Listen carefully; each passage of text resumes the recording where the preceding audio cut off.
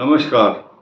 मिथुन राशि पर अगले 5-6 मिनट तक लगातार इस बात पर चर्चा होगी कि मिथुन राशि पर 12th हाउस में जो बृहस्पति रेट्रोग्रेड मोशन में 9 अक्टूबर को वक्री होगा, उस पर थोड़ी सी चर्चा।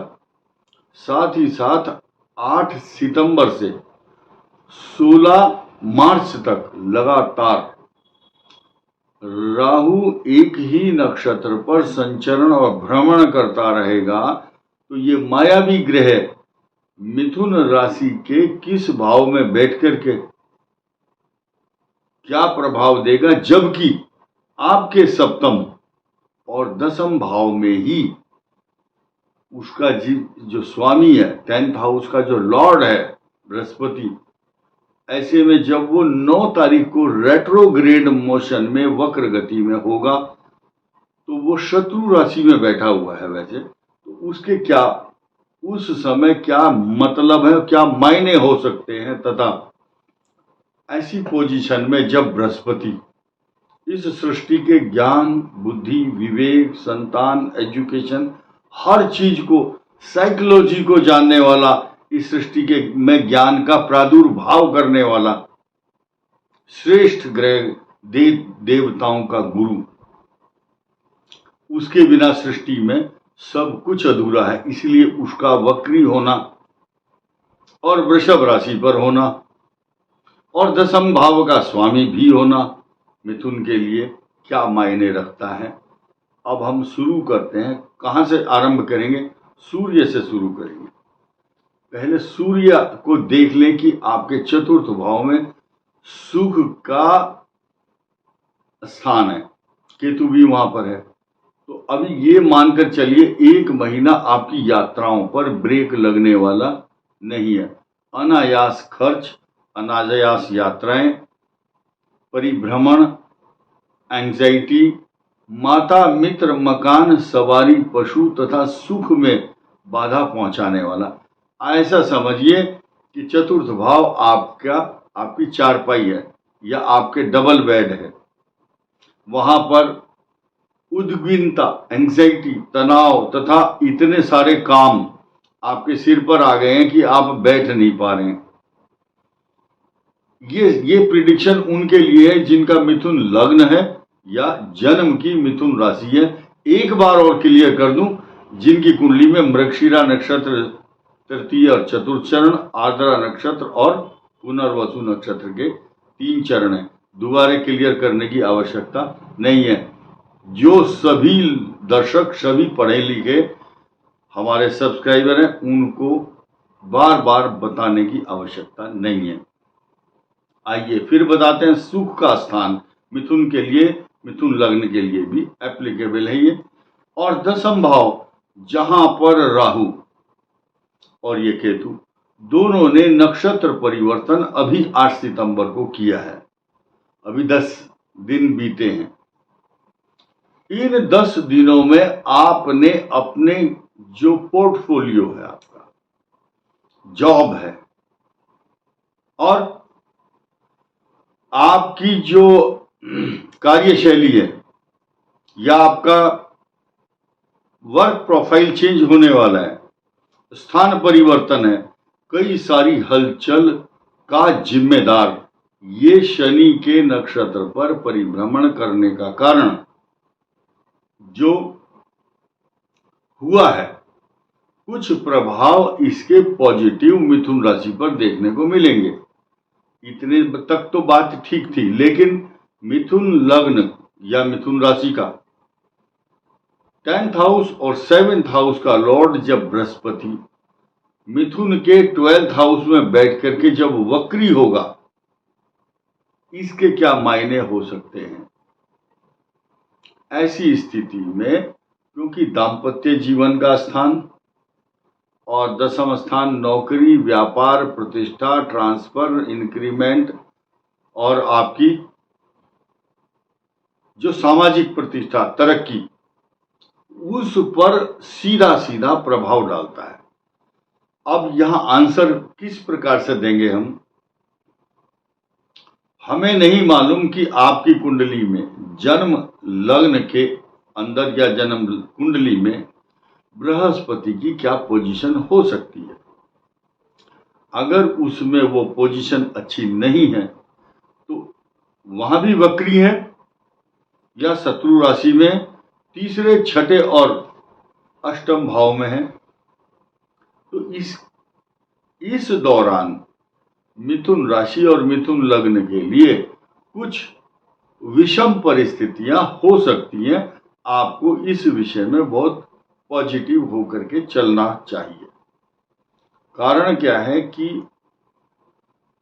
9 अक्टूबर को बृहस्पति का जब रेट्रोग्रेड मोशन में होना इस बात का परिचायक होगा कि कुछ ना कुछ हलचल मैरिज लाइफ को लेकर तथा दशम भाव जो आपकी नौकरी, व्यापार, प्रतिष्ठा, वर्किंग प्लेस, पोर्टफोलियो और वर्क प्रोफाइल को लेकर के कुछ बदलाव के संकेत देता है। ये महसूस आपने कर लिया होगा इस बात को 8 सितंबर से, क्योंकि ये सरप्राइज देने के लिए जाना जाता है जिनको प्रमोशन बहुत दिन से नहीं मिल रहे थे।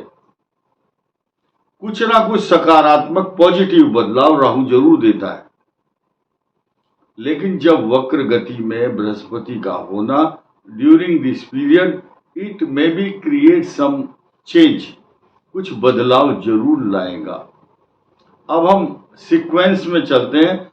सूर्य आपके लिए चतुर्थ भाव में ये महीने लगातार आपको स्थायी रूप से बैठने नहीं देगा। दूसरा, आपके धन, कुटुंब, वाणी इस स्थान को अगर देखा जाए तो सकारात्मक परिणाम इसलिए नहीं मिल रहे हैं क्योंकि द्वितीय भाव का जो लॉर्ड है उसका इस महीने इस पक्ष में 2 ग्रहण होने हैं, चंद्र ग्रहण और सूर्य ग्रहण।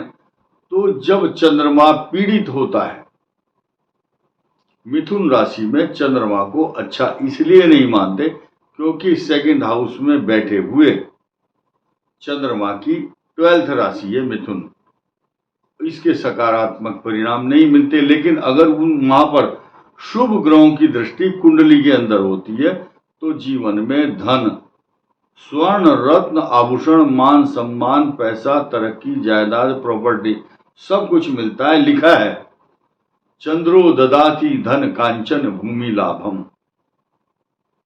आप मंगल के साइड इफेक्ट पर आइए। मंगल मिथुन राशि पर है, मंगल मिथुन राशि पर शत्रु राशि में माना गया है, उसकी अष्टम भाव पर दृष्टि है जहां पर मकर राशि है, मकर पर भी बृहस्पति की दृष्टि है। तो ये जो मिश्रित फल है, मिश्रित परिणाम है, ये आपके लिए सकारात्मक भाव लेकर के नहीं आएगा। कारण क्या है कि ये जो मकर राशि अष्टम भाव की जहां पर मंगल की दृष्टि होती है तो ये कभी कभी मिथुन राशि वाले जातकों को चक्कर आना, अशांति, बेचैनी, उद्विग्नता के साथ साथ ऐसा भी लगेगा कि मेरा अपमान हो रहा है या आप डोमिनेटिंग पर्सनालिटी के रूप में काम करेंगे या कंफ्यूजन आपके मन में बहुत सारे होंगे। यही कारण है कि आप गलत स्टेप ले सकते हैं इस दौरान, यानी कि 20 अक्टूबर तक इस मंगल का प्रभाव है। तो कोई दवाई अगर आप ले रहे हैं तो उसमें चेंज ना लाएं। चेंज लाएंगे, बदलाव करेंगे चिकित्सा में तो इसके नेगेटिव इफेक्ट देखने को मिल सकते हैं। बुध का प्रभाव आपके लिए इसी 23 तारीख से भद्र योग बना करके आपको बहुत ऊंचा उन्नत स्थान देगा, पराक्रम को बढ़ाएगा और शेयर मार्केट में अगर आप काम कर रहे हैं तो नुकसान की संभावना बन सकती है।